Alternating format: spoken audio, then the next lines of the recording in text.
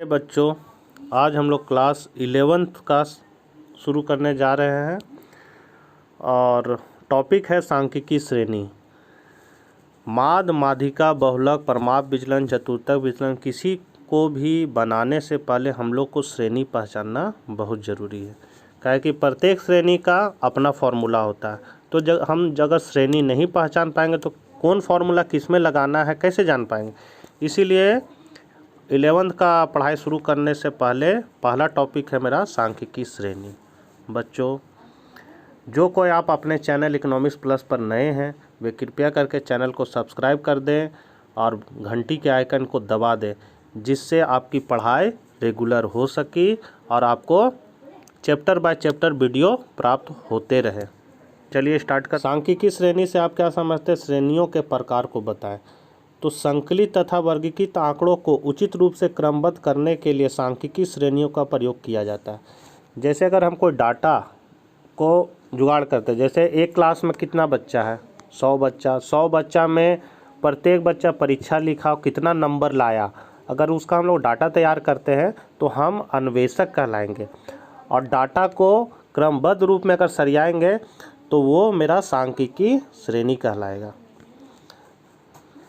Professor corner के अनुसार यदि दो परिवर्ती राशियां साथ साथ इस प्रकार व्यवस्थित की जाए कि एक में मापनीय अंतर दूसरे में मापनीय अंतर के अनुरूप हो तो ऐसे परिणामों को सांख्यिकी श्रेणी कहा जाता है। श्रेणी कितने प्रकार के होते हैं? तो 3 प्रकार के। पहला व्यक्तिगत श्रेणी, दूसरा खंडित श्रेणी और तीसरा सतत श्रेणी। व्यक्तिगत श्रेणी जिसका क्वेश्चन एक लाइन में दिया रहे उसको हम लोग व्यक्तिगत या इंडिविजुअल सीरीज बोलेंगे, शॉर्टकट में इसको आईएस बोलेंगे। खंडित श्रेणी जिसमें एक्स और बारंबारता दोनों दिया रहे तो उसको हम लोग खंडित श्रेणी कहेंगे। और सतत श्रेणी जिसमें एक्स अंतराल में दिया रहे, जैसे 0 से 10, 10 से 20, 20 से 30 और बारंबारता दिया रहे, इसको हम लोग सतत श्रेणी या कंटिन्यूअस सीरीज कहेंगे। तो इसको शॉर्टकट में बता दिए, लेकिन विस्तार से जानने के लिए हम लोग इसको पढ़ते हैं। तो व्यक्तिगत श्रेणी को अवर्गीकृत श्रेणी भी कहेंगे। व्यक्तिगत श्रेणी का आशय यह एक ऐसी श्रेणी थी जिसमें प्रत्येक मूल को स्वतंत्र रूप से दिखाया जाता है, इन्हें वर्गों में विभाजित नहीं किया जाता और ना ही इन्हें आवर्तीबद्ध किया जाता है। आवर्तीबद्ध मतलब हुआ बारंबारता के रूप में इसको हम लोग नहीं दिखाते। इन मूल्यों को आरोही अवरोही क्रम में, मतलब असेंडिंग ऑर्डर डिसेंडिंग ऑर्डर, मतलब आंकड़ा जो है वह बढ़ते क्रम में रहेगा या फिर घटते क्रम में रहेगा, वही हुआ आरोही अवरोही क्रम में व्यवस्थित कर लिया जाता है। समानता ऐसी श्रेणी में क्रम संख्या अनुक्रमांक वर्ष व स्थानों के नाम या व्यक्तियों के नाम आदि दिए होते हैं। इनके विशेष पहचान यह कि इसमें पदमूल दिए होते, इनकी आवृत्ति नहीं होती। मतलब इसमें पदमूल दिया रहेगा मतलब और उसका बारंबारता नहीं दिया रहेगा। जैसे 10 छात्रों के प्राप्तांक, मतलब वो 10 छात्र एग्जाम में कितना कितना नंबर लाए, 17, 32, 35, 33, ये जो दिया हुआ एक लाइन में, ये मेरा व्यक्तिगत श्रेणी है।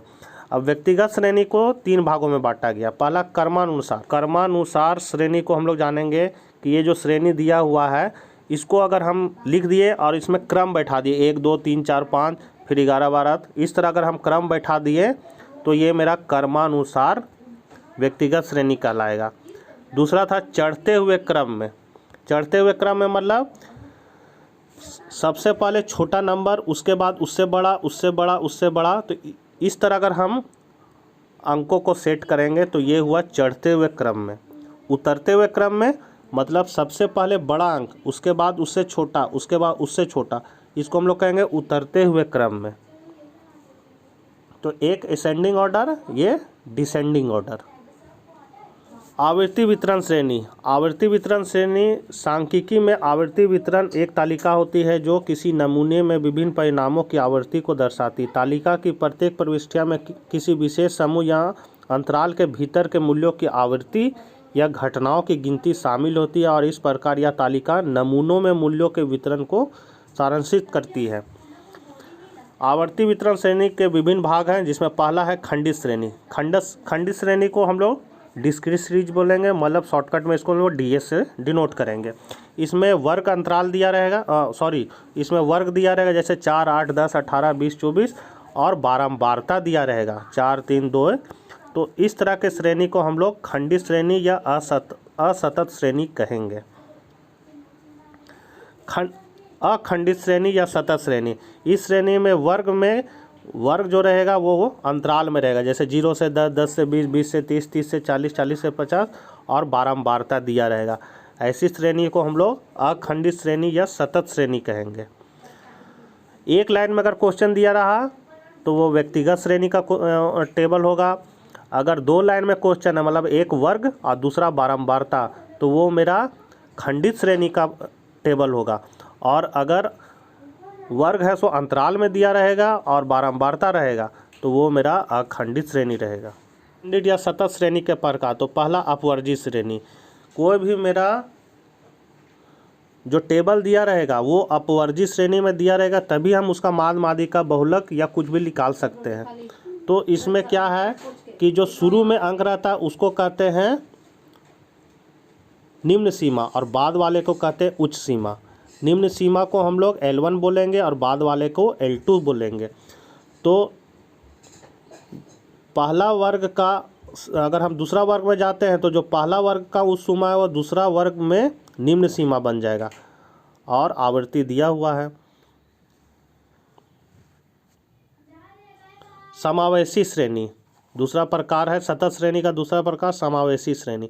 समावेशी श्रेणी में क्या है, तो ऐसी श्रेणी जिसमें प्रत्येक वर्ग मूल को उसी वर्ग में शामिल किया जाता है। श्रेणी में पहले वर्ग की उच्च सीमा मतलब L2 तथा अगले वर्ग की निम्न सीमा L1 बराबर नहीं होते। जैसे यहाँ दिया हुआ प्राप्तांक 1 से 5 फिर 6 से 10, तो देखिए 5 तक है, 6 से स्टार्ट है, तो एक दूसरे से मेल नहीं खा रहा। उसके पहले वाला टेबल हम लोग क्या देख रहे हैं, 0 से 10 और फिर 10 से 20, तो यहाँ 10 और 10 मेल खा रहा है। फिर 20 से 30, तो इसका देखिए 20 और ये 20 मेल खा रहा है, लेकिन समावेशी श्रेणी में आपस में मेल वर्ग नहीं खाएगा, जैसे यहाँ अलग अलग है। अब विद्यार्थियों की संख्या दी हुई है, तो इस टेबल को हम लोग अपवर्जित श्रेणी में पहले बदलेंगे, तभी इससे हम माद मादिका बहुलक जो भी रहेगा वो ज्ञात कर सकते हैं। तो उसको बदलने का तरीका है कि जो शुरू वाला नंबर रहेगा मतलब निम्न सीमा, इसमें 0.5 घटा देंगे। कोई भी अंक रहे तो उसमें 0.5 घटाना है और उच्च सीमा मतलब 5, इसमें 0.5 को जोड़ देना है। तो एक में 0.5 को घटा देंगे तो 0.5 बचा, फिर डैश, फिर उच्च सीमा में 0.5 को जोड़ देंगे तो हो जाएगा 5.5, फिर 6 में 0.5 को घटा देंगे तो हो जाएगा 5.5 डैश, और इसमें 0.5 को जोड़ देंगे तो हो जाएगा 10.5। इसी तरह इसको हम लोग शुरू वाला में घटाएंगे और बाद वाला में जोड़ेंगे। इस तरह इस तालिका को पूरा करेंगे और विद्यार्थियों की संख्या जस का तस लिखेंगे। समावेशी श्रेणी अपवर्जित श्रेणी में कन्वर्ट हो जाएगी और उसके बाद जो बनाने बोलेगा वो बनाएंगे। खुले सिरे वाले श्रेणी, कभी कभी श्रेणी के प्रथम वर्ग की निचली सीमा तथा वर्ग की ऊपरी सीमा नहीं लिखी जाती है। क्या है, जैसे प्राप्तांक दिया हुआ तो 5 से कम, फिर 5 से 10, 10 से 15, 15 से 20, 20 से अधिक। तो यहाँ देखेंगे अंतर कितना का जा रहा, तो 10 में 5 को घटा देंगे तो 5, 15 में 10 को घटा देंगे तो भी 5, मतलब 5 का अंतर जा रहा। अब विद्यार्थियों की संख्या दी हुई है, टेबल को कैसे लिखेंगे, तो 5 से कम जहाँ रहेगा तो वहाँ कहेंगे 0 से 5 स्टार्ट करेंगे, फिर 5 से 10, 10 से 15, 15 से 20, और ये 20 से अधिक है तो अंतर जितना का जा रहा वो इस 20 में अंतिम वाला में उतना जोड़ देंगे। तो इसमें हम 5 जोड़ देंगे तो हो जाएगा 20 से 25।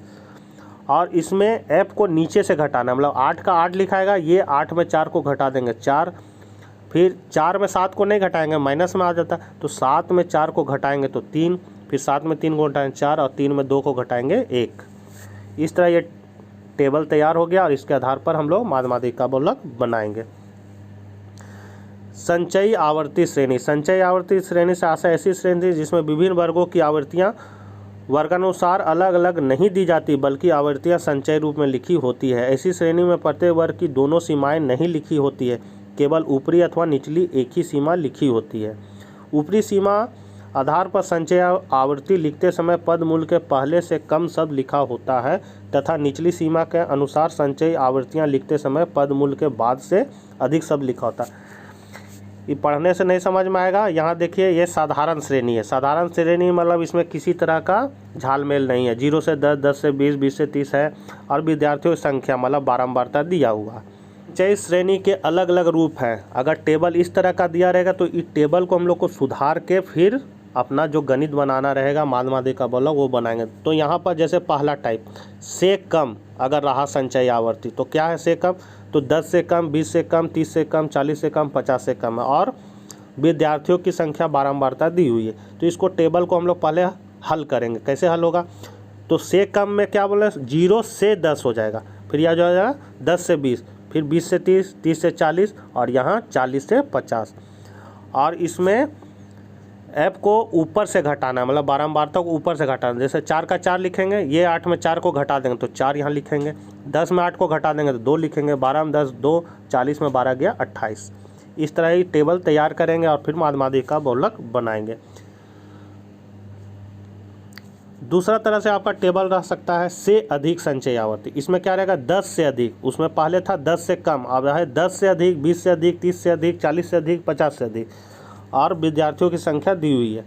तो इसमें से अधिक में कहेंगे तो ये वाला यहाँ आ जाएगा। तो 10 से 20, 20 से 30, 30 से 40, 40 से 50 और अंतर कितना का जा रहा है, तो 20 में 10 को घटा देंगे 10 का, 30 में 20 को घटा देंगे तो 10, मतलब 10 का अंतर जा रहा है। तो लास्ट वाला में 10 जोड़ देंगे तो हो जाएगा 50 से 60। और इसमें ऐप को नीचे से घटाना, जैसे 18 का 18 लिख दिए, 18 में 12 को घटा देंगे 6, फिर 12 में 8 को घटा देंगे 4, 8 में 6 को घटा देंगे 2 और फिर 6 में 4 को घटा देंगे 2।